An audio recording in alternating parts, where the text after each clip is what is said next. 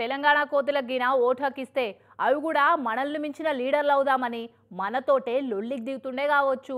అగ్గో గన్నిగన ఉన్నాయి కోతులు చల్లగుండా మన తాన బువ్వకుండలు కూరకుండల కాడ కిచ్చి కిచ్చి మనడు బంద్ చేసినాయి. అవి కూడా రౌడీలు కదా మామూలు అడిగినట్టే ఊరి మీద పడి బెదిరించి మరి అన్నిటినీ గిట్ల సర్దుకపోతున్నాయి. అందుకే ఆటితోడి ఏగలేక జనాలు గిట్ల రోడ్డు మీదకి వచ్చిర్రు.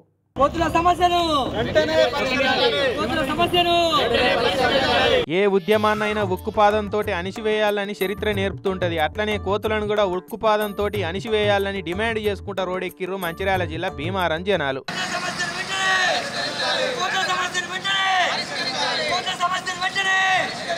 అగ చూడరి ప్లకార్డులు పట్టుకొని కోతుల సమస్యలను వెంటనే పరిష్కరించాలి అని నినాదాలు చేసుకుంటా ఎట్లా ఆగ్రహావేశాలు ఎల్లగక్కుతున్నారో. వీధి రౌడీల బారి నుంచి మమ్మల్ని కాపాడాలి అన్నట్టు కోతుల నుంచి మమ్మల్ని కాపాడాలని జనం అంతా రోడెక్కిరంటే అక్కడ వాటి రౌడీయిజం ఇక ఏ రేంజ్లు ఉంటుందో మీరే ఆలోచన చేసుకోరి.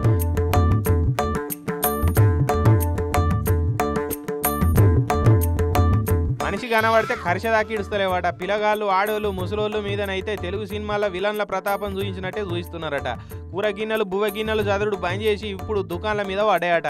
మెయిన్ రోడ్ల మీద పోకిరిగాల లెక్కన అడ్డలేసి అచ్చిపోయేటోళ్లను ఆంబుక్క పెడతామన్నట్టే షిడాయిస్తున్నాయట.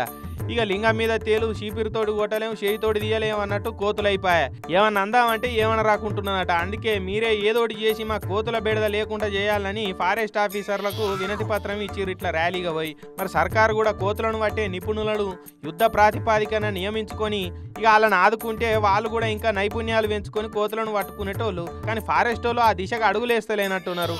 కోతులు కొరికితే కొరికించుకోవాలి కానీ మమ్మల్ని ఇరికియొద్దు అన్నట్టే ఉన్నది వాళ్ళ ఎవ్వరం అని వాపోతున్నారట పాపం జనం.